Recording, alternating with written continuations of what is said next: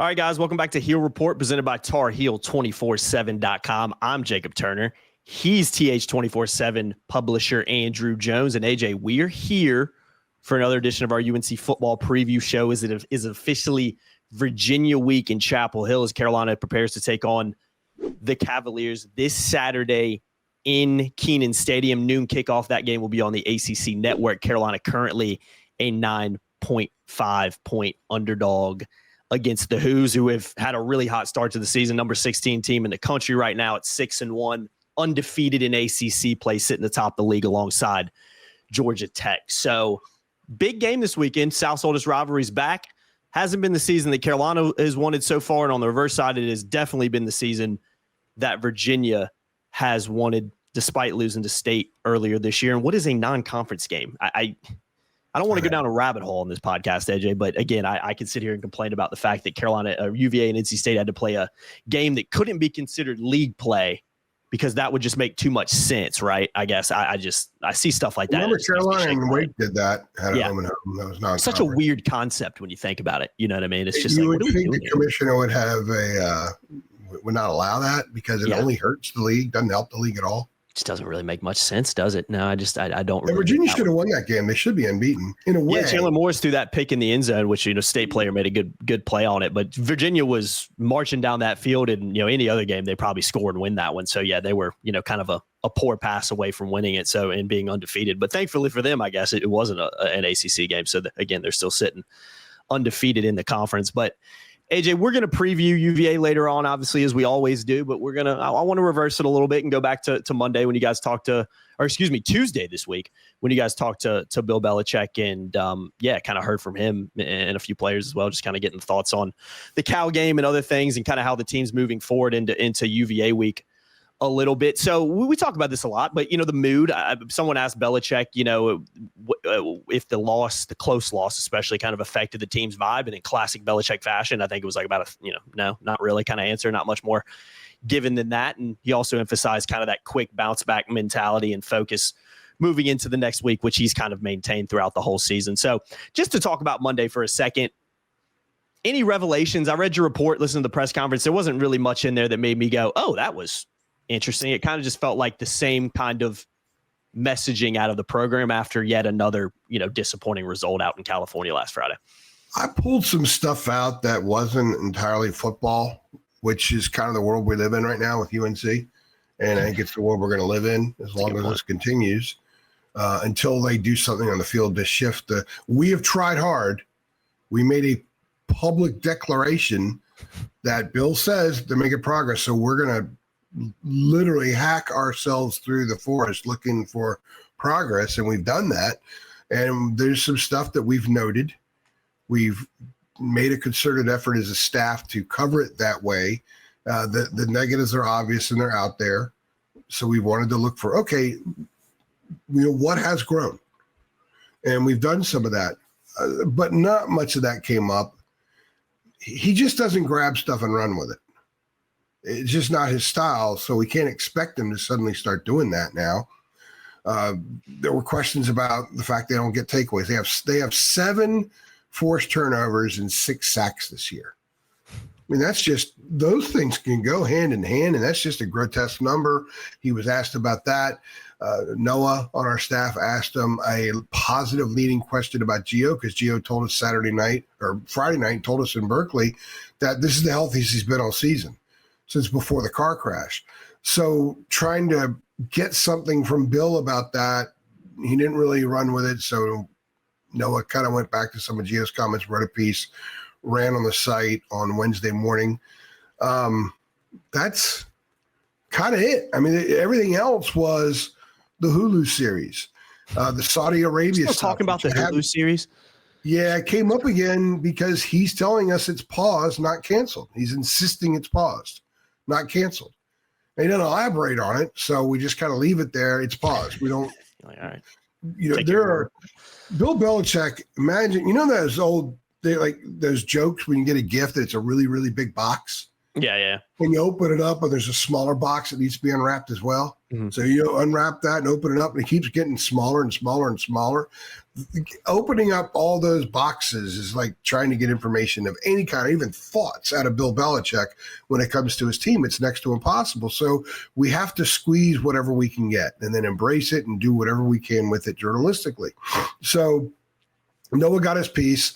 I don't even remember what I asked, man, to be perfectly honest. I think I asked about Gio as well. I did ask about Gio as well, and brought up that he told us that he was healthy, and just trying to find out maybe if we saw a little bit more of what their idea for him is in the game, because they did roll him more. They used his feet more than they did early against Central Florida and certainly against TCU.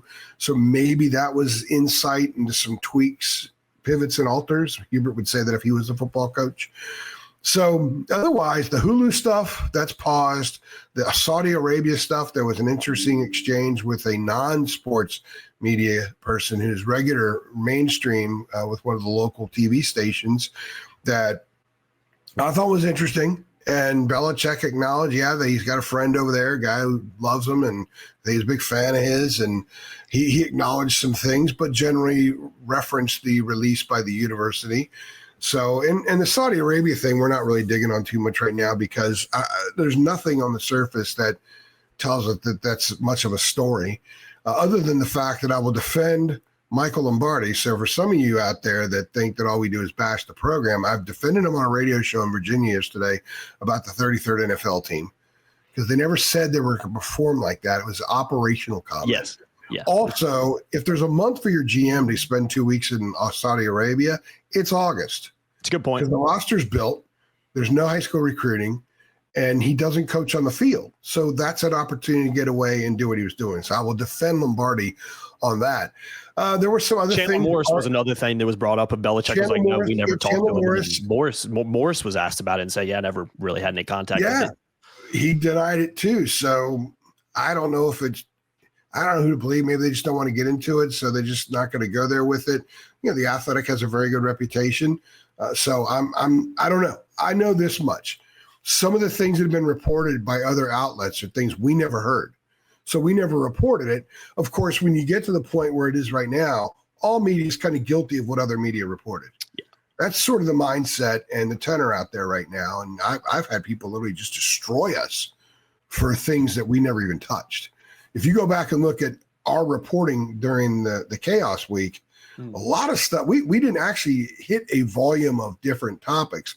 We hit a few and we hit them hard because those were fully 1,000 trillion% vetted. Other things that we've heard that maybe one source we've stayed away from. And some of the things that were reported we've never heard.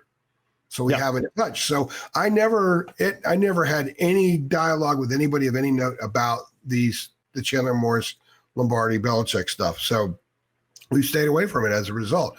And the other thing too was Armand Hawkins. Yeah, he's reinstated. Yeah, reinstated. That's the most quiet reinstatement in the history of Western civilization. Yeah. Don't you think a release? They put a release out and he's suspended, and we're looking into these things. He's back on. There's no release. I thought it was really weird that there was no release. I thought it was weird that Bill didn't come out early in his press conference after he talked about Ricky Lanier. And before he talked about Virginia, I would have thought that saying, hey, Armand Hawkins has been reinstated, he's back on the field coaching, period. He needs to, I'm joking here, but you can watch a Mac Brown press conference. Mac Brown sit there for 85 minutes in a row and just tell you everything you want to know. And I'm joking there, but seriously, like you can just kind of come out at the beginning of press conference like you kind of did with Lanier. I think his way was more, certainly in the openings. He had a 26-minute opening statement 2 years ago. We don't want that. Bill has never gone 26 minutes with us, I guess, except the opening press conference. He went about 32 or something, 31 maybe. Mm-hmm. So there's that as well. And he had a few comments about that.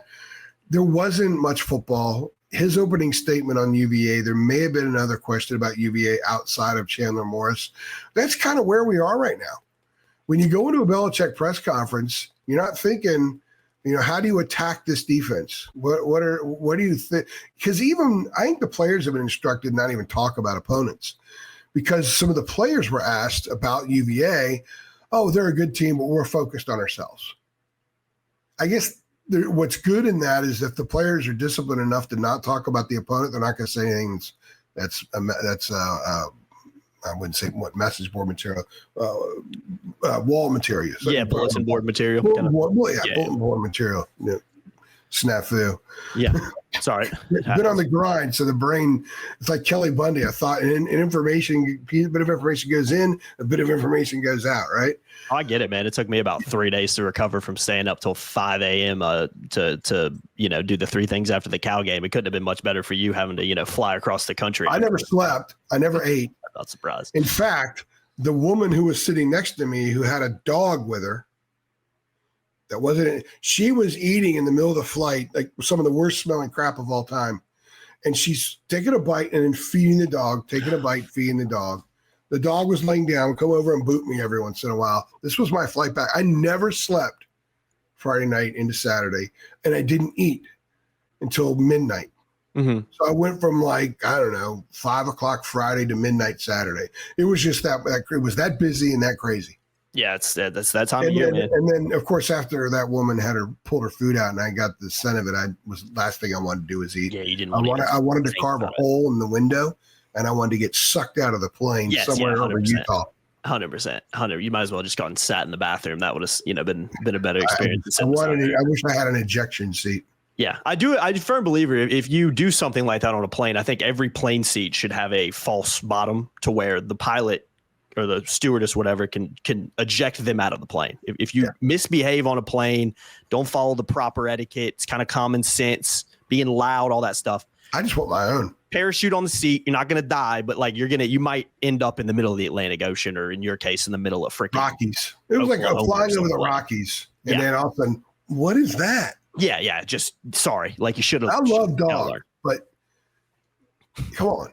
Maybe don't feed your dog on the plane dog food that doesn't smell great. I don't know. All right, we got to get back on track here. We're going to get pilloried for talking about my flight. Sorry, guys. I would do a podcast in the off season some year about my air travel because I've had some amazing experiences. Yeah. Maybe I'll rack some more. I got to go to Utah. I'm going to Utah Thursday morning.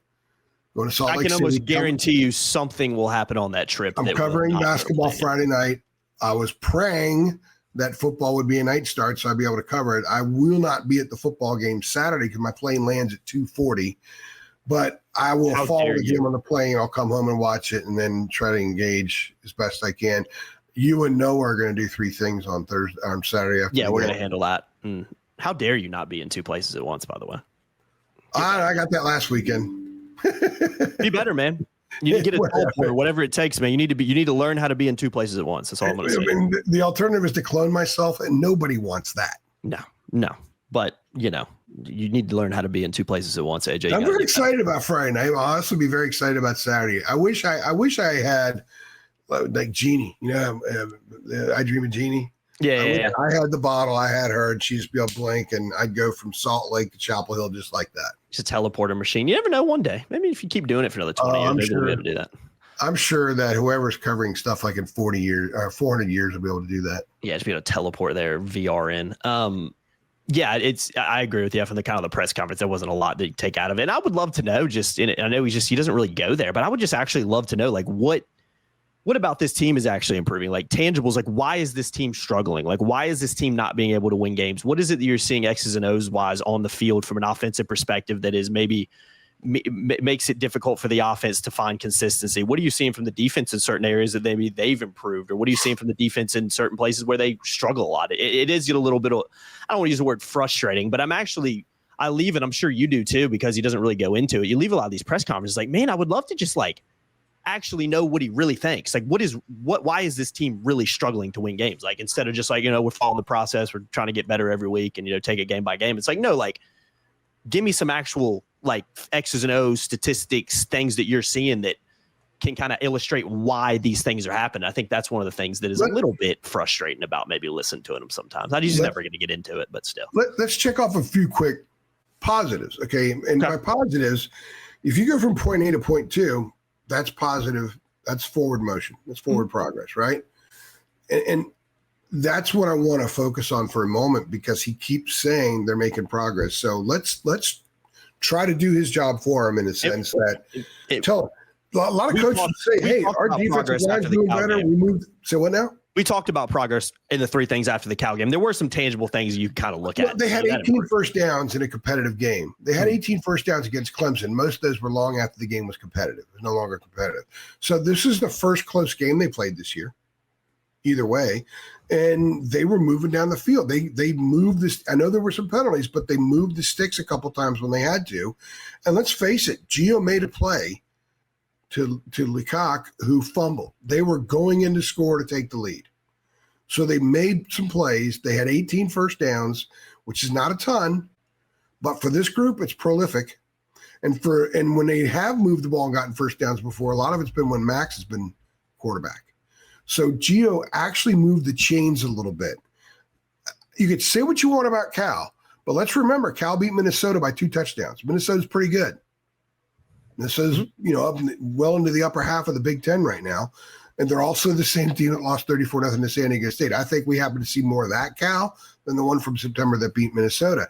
Another positive is if you look at the run defense, and a lot of people think, yeah, it's because they're loading the box, people are killing them with the pass. Whatever the case is, I'm just going to look at raw numbers. Since the TCU game, TCU, I think, had 7 runs of 10 or more yards. It was something like that, 15, something like that. It's in a piece I did the other day. I can't remember all the numbers right now. There's only been like 8 since then. They've had several games where teams have not had more than 10 yards, like longer than a 10-yard run. So they're not giving up big gashes. Since TCU, UCF had a 25-yard run, all right? Berkeley had an 18-yard run, only one, and then somebody else had a 14-yard run. What is UCF maybe? Yeah, UCF had a 20. UCF had a 25 and a 14. So they haven't been giving up big runs. They've only had 2 runs longer than 14 yards since the TCU game, and there's been 173 run plays. Mm-hmm. So look, I know we're picking at stuff, right? But that's what we're left to do right now. Mm-hmm.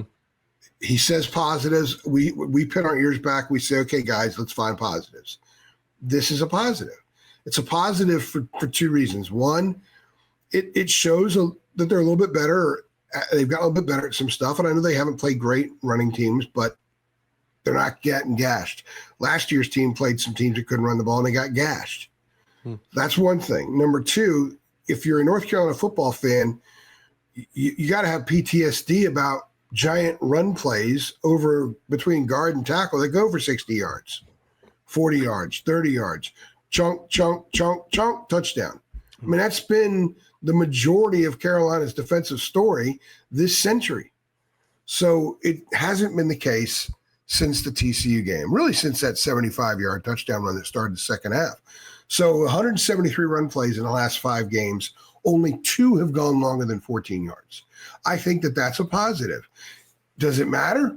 In a way, no, because they're losing and usually getting trounced.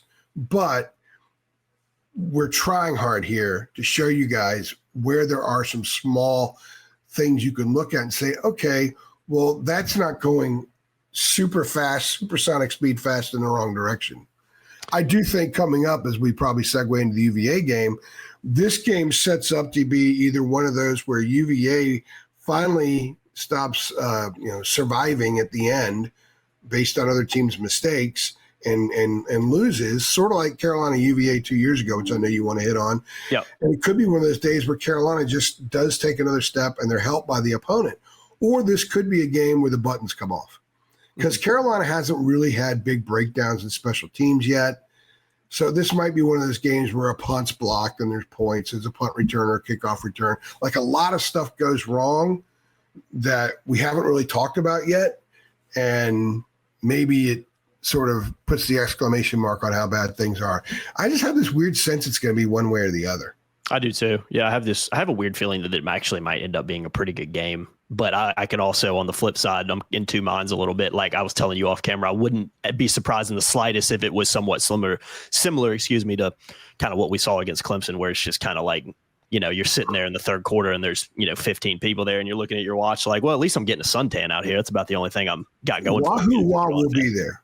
It'll be interesting to see how many folks that support Wahoo are going to be there. I think if you're a Virginia fan, you should be feeling pretty good right now. And I want to take people back to something you alluded to, and that's the last time Virginia was in Chapel Hill. Flashback into 2023, number 10 UNC was 6-0 going into what we like to call the poison cheese game.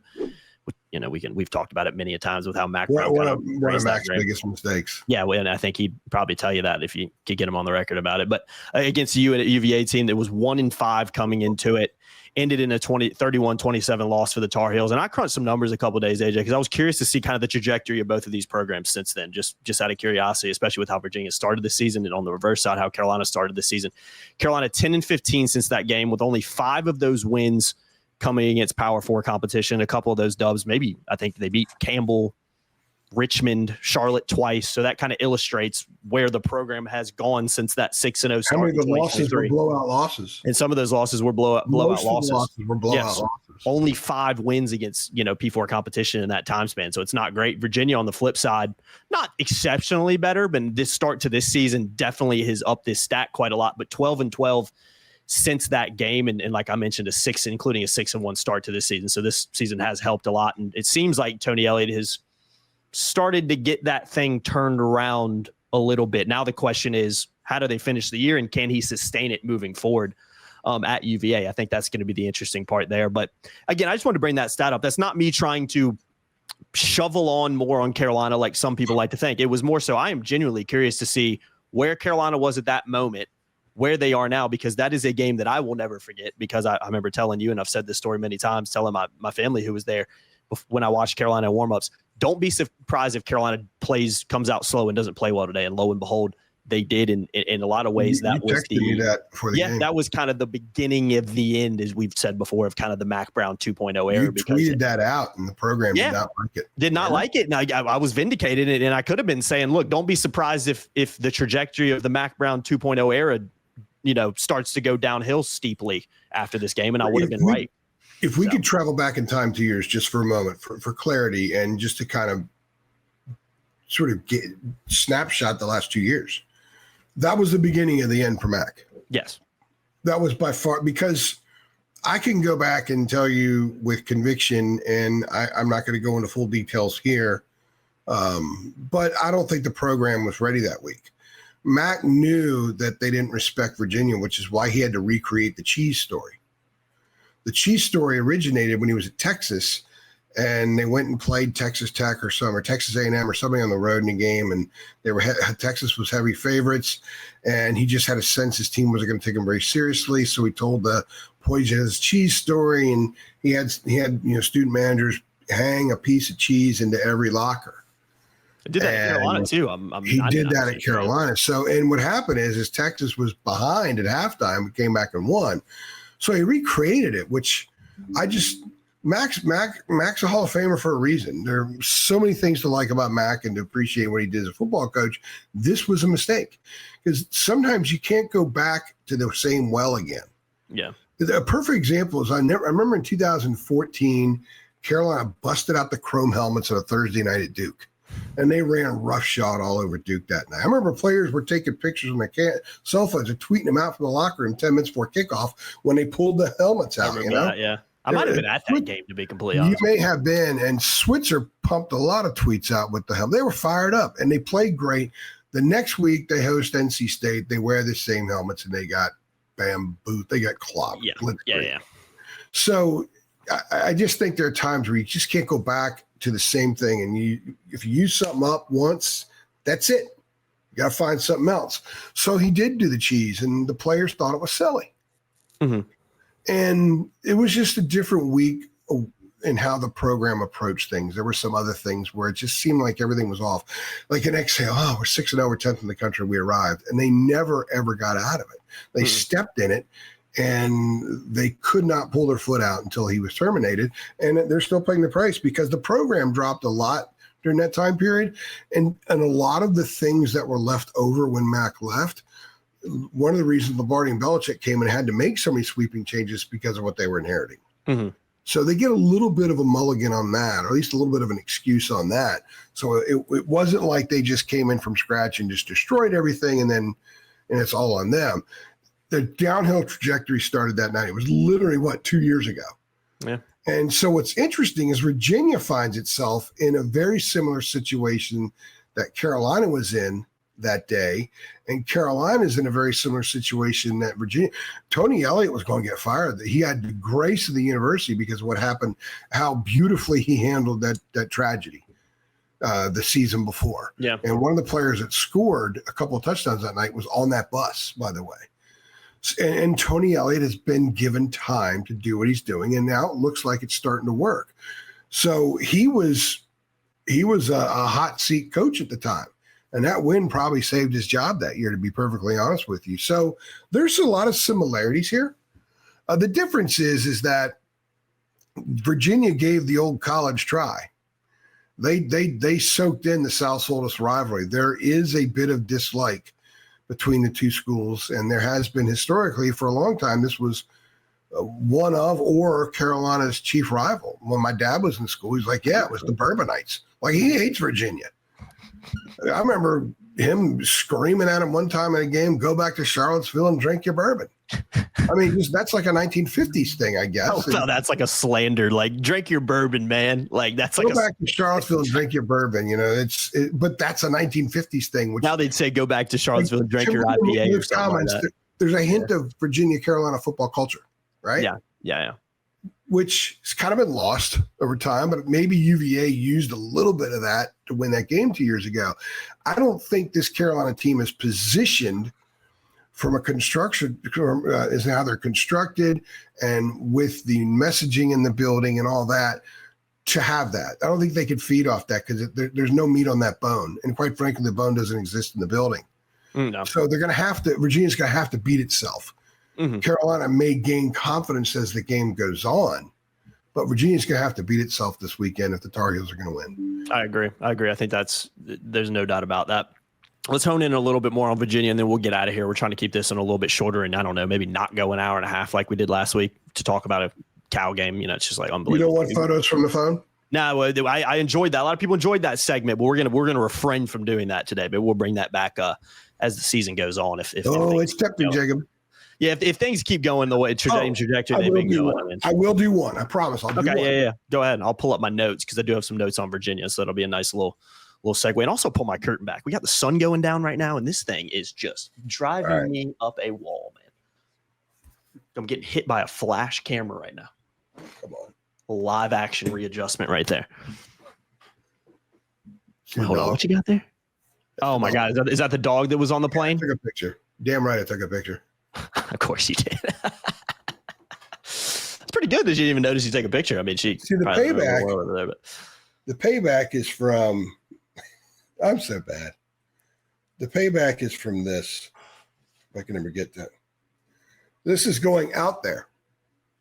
An empty seat. Yeah, you did. You put that on our group chat. I think. No turbulence.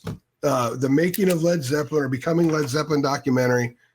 An hour and a half nap. That was the most perfect flight in world history. I got payback coming back. That does sound nice, man. That sounds absolutely fantastic. Well, that's AJ's slideshow for the day. We won't do any more here on this one. Maybe stay tuned though. Like I said, if things keep going in the same trajectory, we might just be doing slideshow presentations for the half of a football show. You know what I mean? There's not but so much you could talk about if you just lose every game. Hopefully that might change this weekend against UVA, but I do think it's going to be difficult. AJ, I've got some stats right here, or some factoids for you right here that I want to get your take on before we dive into UVA even more. I guess this does have to do with UVA.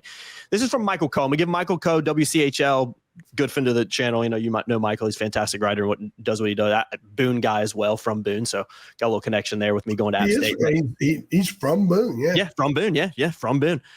Virginia has more passing yards at 1,809, if I can speak and read, than UNC has total yards at 1,611 this season. So Virginia almost has 200 more passing yards than Carolina has total yards. Again, not trying to pile on here, but that's not great, and kind of shows where Carolina's at right now. Another one for you, AJ. And I did some digging on this one, AJ. You should be happy with me right here. I did some digging. I put my journalism hat on. I did go to school. I do have a journalism degree. So I had to put my journalism hat back on. I was like, you know what? I kept seeing this thing pop up on some articles related to LSU, funny enough. And I was like, you know what? I'm going to do something crazy right now. And I'm just not going to believe everything that I read on Twitter. I'm not going to do it. I'm going to go actually clarify and make sure that what is being tweeted out is actually a factual statement. Call me crazy for that, but I decided to go do this, AJ. You should be proud of me. Put my journalism. Man, if we could all have your strength and discipline, that would be amazing. Just little fact, guys. 2/3 of Twitter would die overnight. Yeah, just don't believe everything you read on Twitter. That's my life advice for the day, and you won't get many of these out of me. There are only 2 Power 4 teams in the country that have yet to score 25 or more points against an FBS opponent.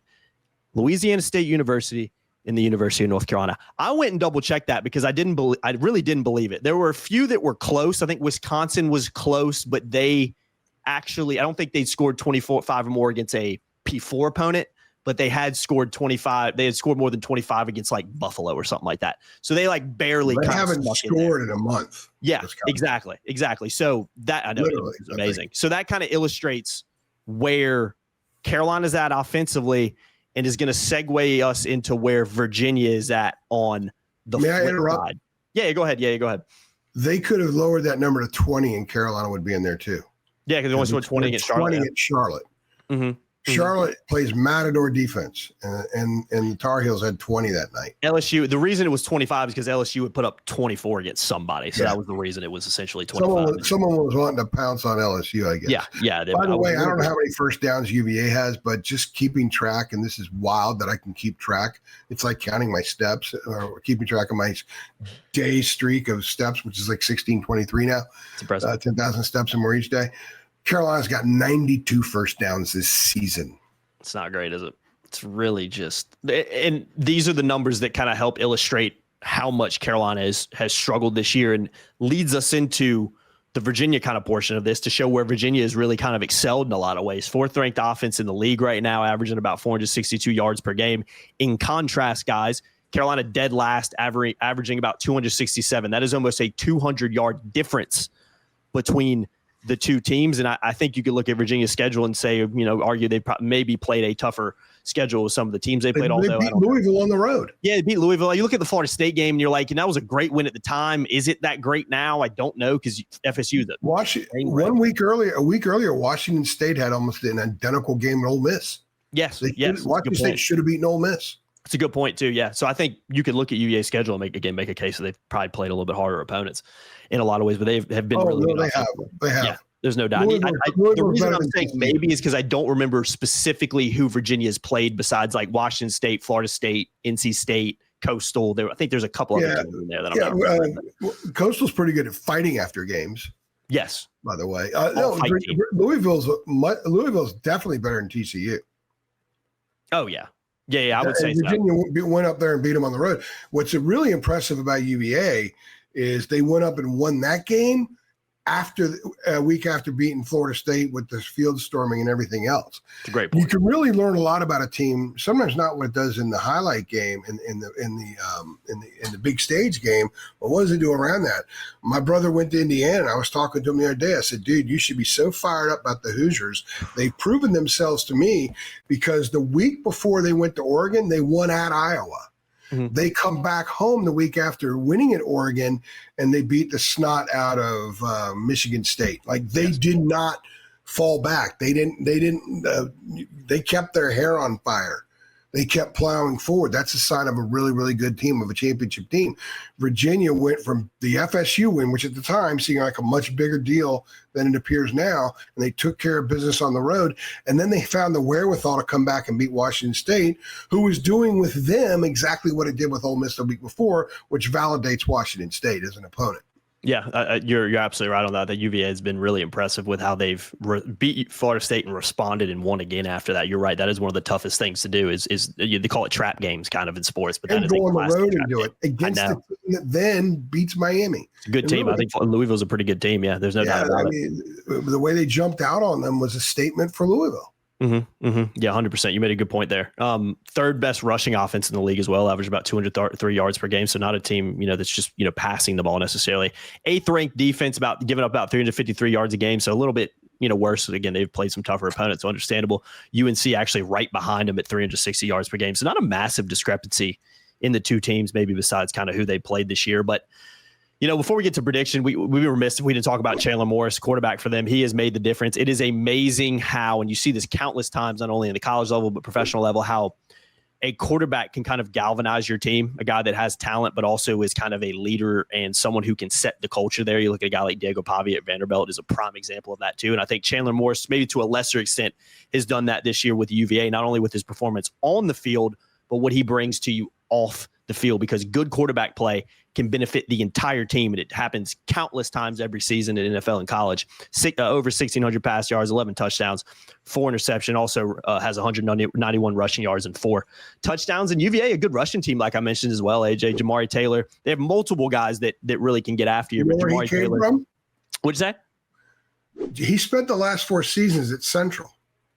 Oh, did he? I didn't know that. NC Central. Interesting. I actually did not know that. He's 10 miles down the road and he ends up at UVA, and he's one of the difference makers there. Yeah, 8 touchdowns, over 500 rushing yards. They've also got Harrison Whaley and a couple other guys, but Harrison Whaley behind him has 5 rushing TDs on the season as well. So again, an offense that has really been humming this season, despite being a little bit more quiet against Washington State and a little squeaky win last weekend in Charlottesville. So AJ, I illustrate all this to say, and we've hit on Virginia a lot, tricky game, a good offense coming to town, an okay defense coming to town, but based on what we've seen from Carolina, I'm going to maintain the same kind of, attitude that I've had with this team, really going back to the TCU game. I just haven't seen enough from this team this season to, even despite seeing some improvements against California, I just haven't seen enough from this team this season, especially on the offensive side, for me to have any genuine and true belief that Carolina is going to be able to score enough points to beat UVA on Saturday afternoon. I think I said 31-17. I guess 17 points would be pretty decent for this Carolina team when you look at what they've done this season, 18 at Cal. But that's kind of where I'm at. I can only go off the evidence that we have. And like I said last week, if I'm predicting Carolina to beat UVA, that would 95% of that would be based on hypotheticals, what they might be able to do against UVA that we haven't really seen this year. On the flip side, if I'm predicting them to lose again, a lot of that is based on factual evidence that we've seen in this 6-game sample size. So I'm saying 31-17 Carolina, but I'm kind of like you. I have this weird feeling that it might end up being a little bit better of a game, and I have no idea where that feeling's coming from. Closer, maybe not better, because I think UVA is going to have to screw up a lot in order for UNC to win this game. You said okay defense. I will say this. It's an opportunistic defense. Mm-hmm. If you go back to last Friday night, Cal should have had an interception in the end zone. Yeah. I mean, it was a bread basket, like right in the bread. You know, when you're a little kid and you're playing basketball in the house with a rolled up sock and your buddy does this, it's the basket and you shoot it. That's kind of what happened there with that. And then we had another interception that they should have had as well. Mm-hmm. So I think Virginia is not going to miss those opportunities. I think a difference between a Virginia and a Cal among many, one is Virginia snags that ball. Yes. It goes to the breadbasket, goes to the wicker with Cal. So Carolina cannot make mistakes. Carolina mistakes will lead to a lopsided defeat. So they have to be clean, because Virginia will take advantage. Carolina needs UVA to have some mistakes in special teams.